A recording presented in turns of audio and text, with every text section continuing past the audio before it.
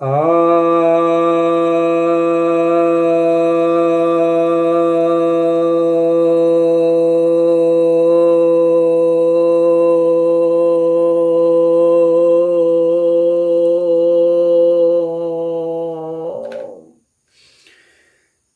भक्तजनों को सप्रेम नमन। भक्तों, आज मैं आपको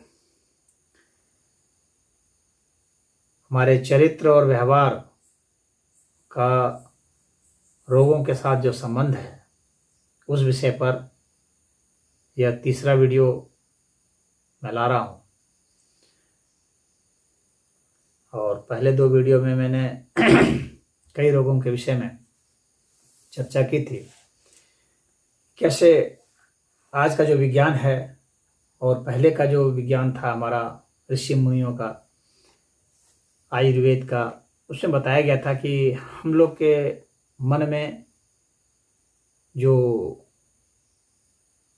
बातें होती हैं, जिस तरह के सोच होते हैं, हम लोग के जैसे गुण होते हैं, जैसे स्वभाव होते हैं, और उसके हिसाब से हम लोग जैसे व्यवहार करते हैं, कर्म करते हैं, उसके अनुसार से ही बीमारियां पनपती हैं। उसके हिसाब से ही हमारे शरीर में इम्यूनिटी होती है। तो आज हम लोग देखेंगे कि कैसे हम लोग उन बीमारियों के जो कारण हैं, मनोवैज्ञानिक कारण, उन कारणों को बदल करके हम उन बीमारियों से छुटकारा पा सकते हैं। और यदि हम उन चीज़ों को पहले से ही करें तो वे बीमारियां ही नहीं होंगी। तो इस तरीके से हम बिल्कुल ही अपना उपचार सिर्फ मन के स्तर पर कर सकते हैं। यह एक अनूठा विज्ञान है और रहस्य है। हमारे मन से ही अधिकतर बीमारियां उत्पन्न होती हैं।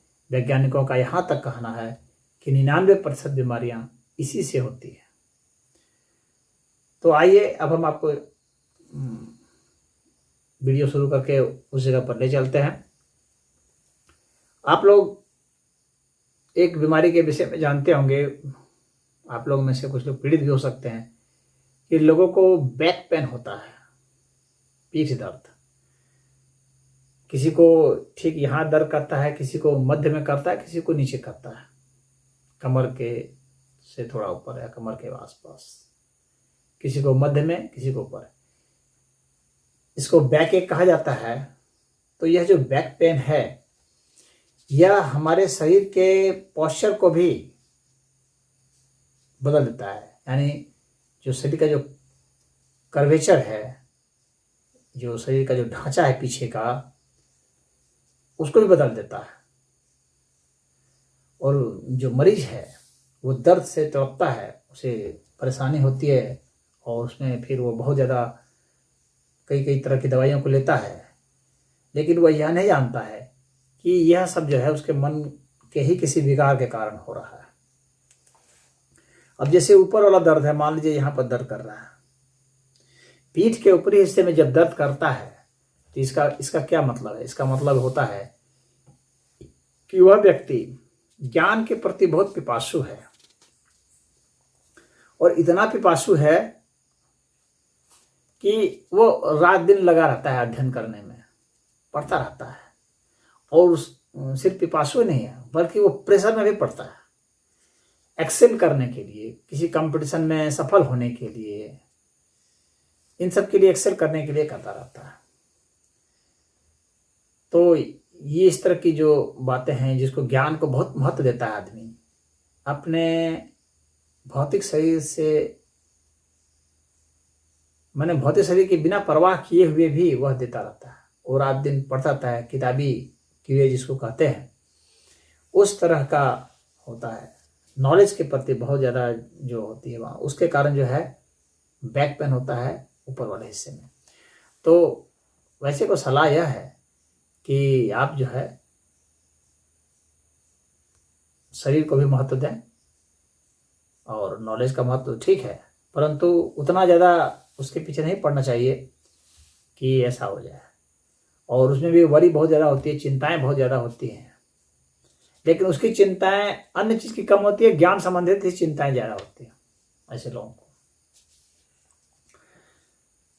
तो उसके लिए वो बहुत परिश्रम करता है। तो ऐसे लोगों को मैं सलाह दूंगा कि कम से कम जिनको बैक पेन है, चाहे अपर है, चाहे मिडिल है, चाहे लोअर है, 4-5 आसन बहुत जरूरी है ऐसे लोगों के लिए।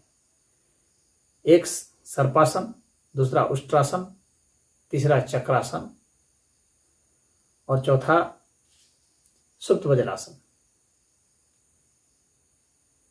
ये 4 आसन कर लें, और अगर 5वां आसन और भी कर लें, धनुरासन, तो बहुत अच्छा होगा, आपका बैक पेन समाप्त होगा। तो बैक पेन वालों के लिए मैं ये उपाय बता रहा हूँ, वे इसको करें, एकदम फिट हो जाएंगे। और इसको करते रहिए, इसको फिर आप अध्ययन कीजिए, कोई दिक्कत नहीं है, लेकिन शरीर को ध्यान में रखते हुए ही आपको इसे करना है।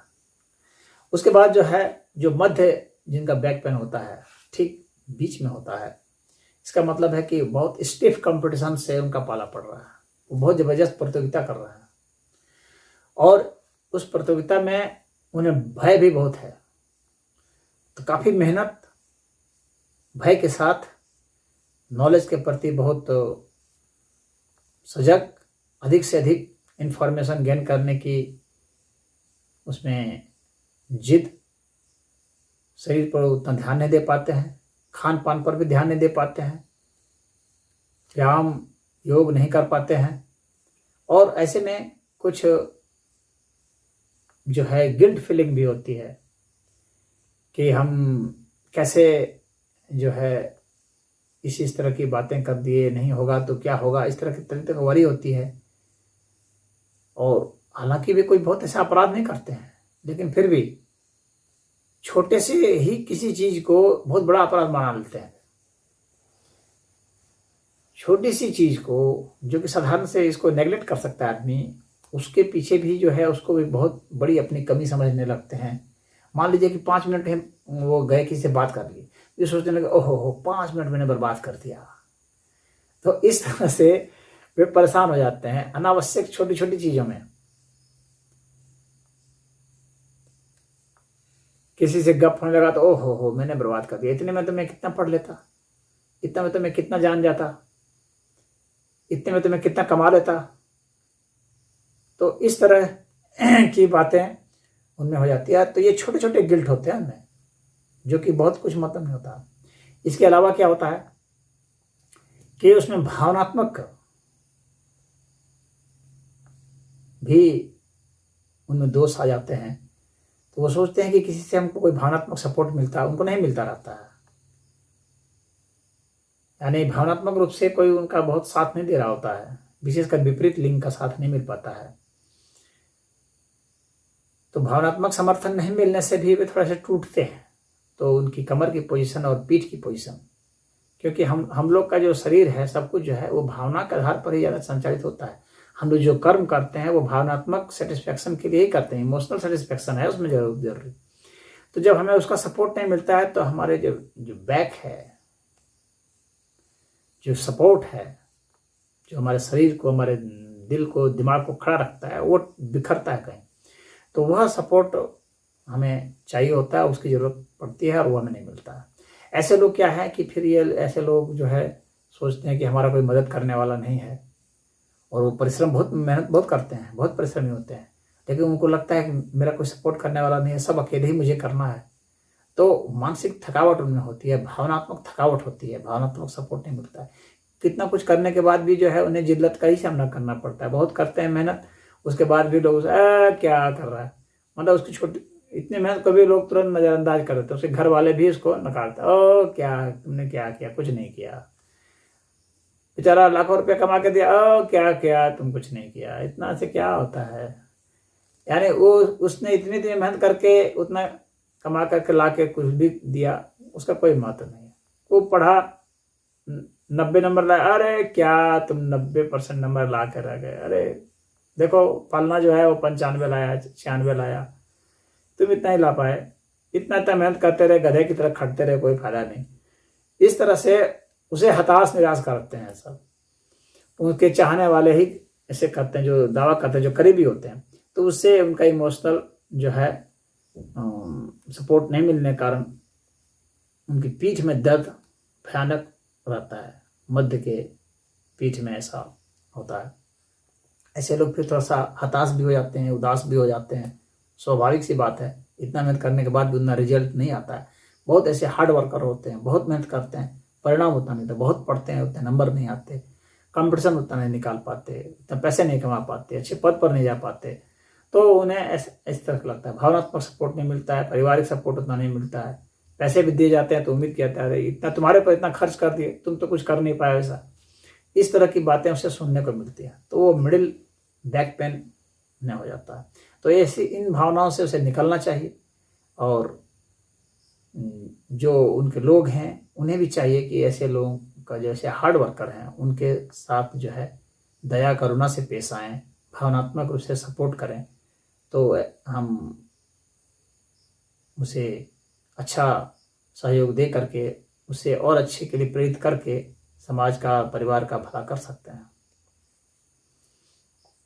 अब सबसे नीचे के दर्द की बात करें, पीठ में जो सबसे नीचे का जो पोजीशन होता है, जहाँ जो दर्द होता है, तो ये वैसे लोगों को होता है जिनकी आर्थिक कमर टूटी रहती है, जो हर समय अर्थव्यवस्था से परेशान रहते हैं, अपना फाइनेंशियल मैनेजमेंट से परेशान रहते हैं, आय से बहुत ज़्यादा खर्चे उनके होते रहते हैं, और उन खर्चों को वो पूरा करते करते जो है ना उनकी कमर टूट जाती है। इसलिए एक कहावत भी है, कमर टूट जाना, तो ये कमर उनकी टूट जाती है। यह वास्तविक में ये कहावत ऐसे नहीं बनाई गई है, ये साइकोलॉजिकल होता है। तो ये जब उनकी आर्थिक कमर टूट जाती है तो वो झुक जाते हैं बहुत जल्दी। इसलिए कुछ लोग बहुत जल्दी बूढ़े हो जाते हैं, जिनके ऊपर बहुत ज़्यादा बोझ रहता है, परिवार को खींचना है, आर्थिक समस्या चरमरा गई है, तो वो झुक जाते हैं, खड़े नहीं रह पाते हैं सीधा, क्योंकि पैसे में बहुत गर्मी होती है, ताकत बहुत होती है। पैसा आपके पास है तो आप खड़े रहते हैं, तन के खड़े रहते हैं। पैसा नहीं रहता है तो आदमी के कंधे झुक जाते हैं, कमर झुक जाती है, गर्दन झुक जाती है। धन रहने से ये तीनों चीज रहता है, इसलिए धन की बहुत जरूरत है, धन का बहुत महत्व है।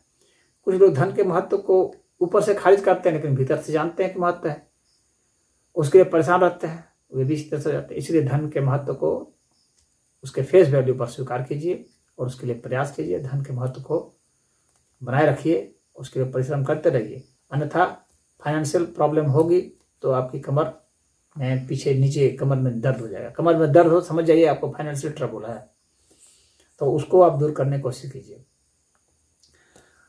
जो ऐसे व्यक्ति होते हैं इस तरह के, जो अब भरोसा भी नहीं करते, भाई आर्थिक स्थिति गड़बड़ा गई है, ऐसे लोग बहुत संदेहास्पद भी होते हैं, संदेह करते हैं, संशयात्मक होते हैं, ये सबके ऊपर संदेह की निगाह से देखते हैं, किसी पर भरोसा नहीं करते,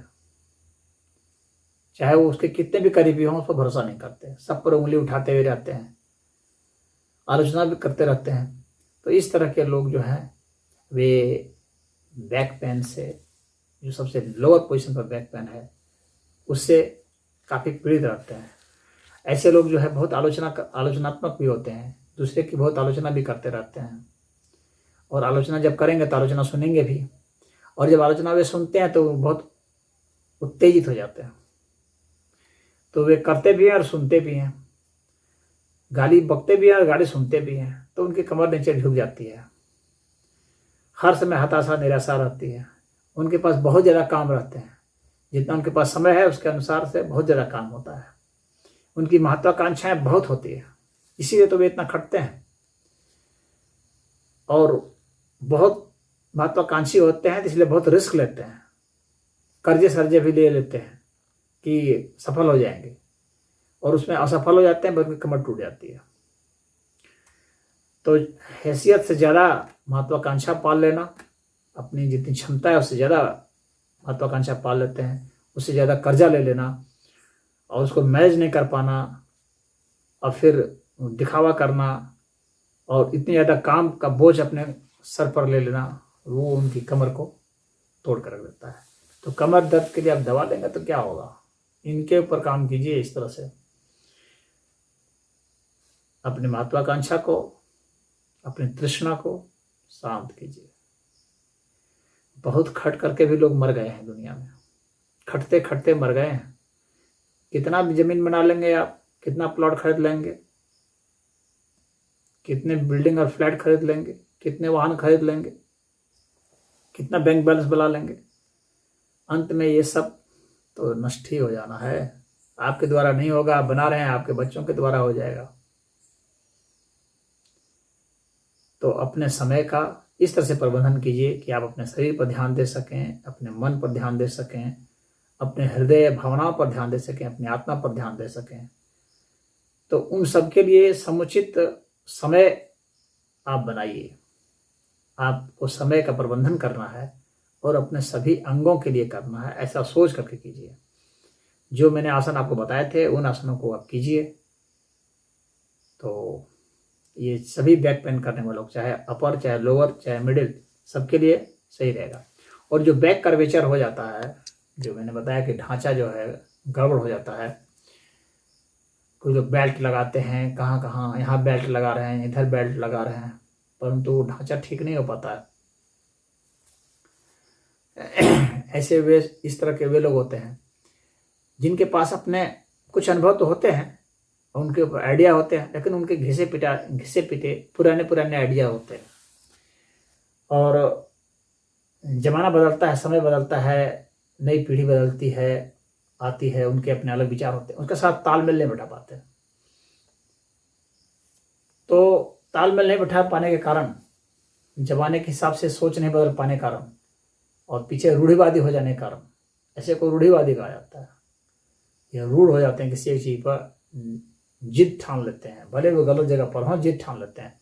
उसके कारण ये हमारा जो ढांचा है, पीछे का आधार, वो चरमरा जाता है। जब तक वो सत्य पर आधारित नहीं होगा, सिर्फ जिद पर आधारित होगा, तो वह ढांचा आपके शरीर का बिगाड़ देगा। एक गर्दन का ये पोजीशन जो है, ये भी बिगड़ जाता है। ऐसे लोग भी वे होते हैं जो कि भरोसा नहीं करते हैं दूसरे पर, संशयात्मक होते हैं। इनका खुद का चरित्र जो है सही नहीं होता है, और दूसरे के चरित्र पर भी उंगली उठाते रहते हैं और शंका करते हैं, और पीठ पीछे जो है निंदा करते रहते हैं। ऐसे लोगों की भी आर्थिक स्थिति कमजोर होती है, काम के बोझ के तले भी ये दबे रहते हैं, अत्यधिक बर्डन होता है, काफी प्रेशर में होते हैं, गाली निंदा सुनते रहते हैं और आदेश सुनते रहते हैं अपने बड़े अधिकारियों का। इनका जो है ढांचा बिगड़ जाता है। तो आप अपने उन सब चीज़ों को मैनेज कर सकते हैं, अपनी सोच को मैनेज कर सकते हैं, अपने चरित्र को अखंड रख करके आप अपने ढांचे को सही रख सकते हैं। अगर आपकी इंटीग्रिटी सही है तो आपका शरीर का ढांचा एकदम सही रहेगा, आप सीधे तने हुए रहेंगे। जो व्यक्ति गलत काम करता है, जिसमें गिल्टी होती है, वो व्यक्ति आंख नहीं मिला सकता, उसे झुक जाना ही होता है। तो ऐसे लोग झुक जाते हैं और उनके कमर में दर्द और पीठ में दर्द रहता है बराबर, किसी न किसी तरह से बैक पेन रहता है। वे यहाँ तक कि वे अपनी जिंदगी पर भी भरोसा नहीं करते, जिंदगी को भी कोसते रहते हैं। उन्हें लगता है कि यह जिंदगी उन्हें मिली है दंड स्वरूप, जिसे उन्हें भोगना है। अपने इस सोच को उन्हें बदल लेना चाहिए, जिंदगी के हरियाली वाले पहलू को देखना चाहिए। कर्वेचर जिनका बदल जाता है, ऐसे वे लोग होते भी हैं। इनका एक और चरित्र होता है जिसके कारण ऐसा होता है, और वह है कि उनमें शौर्य की कमी होती है, कुछ न कुछ कायरता उनमें बनी होती है, जिसके कारण कि वे विकृत हो जाते हैं, उनका पीठ का ही हिस्सा जो है दब जाता है। तो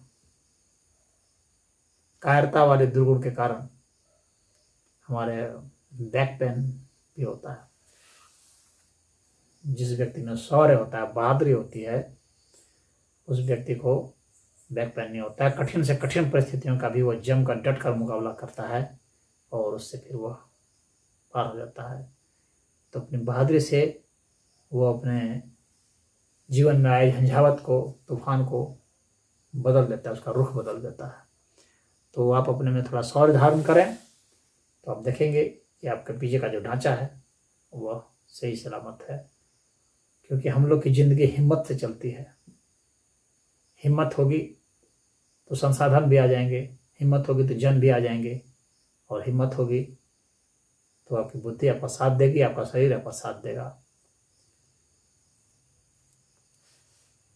हिम्मत वालों के साथ ही कोई रहना चाहता है, भागते हुए लोगों के साथ तो कोई नहीं रहता। जब लोग भागते हैं तो सब अलग अलग दिशाओं में भागते हैं,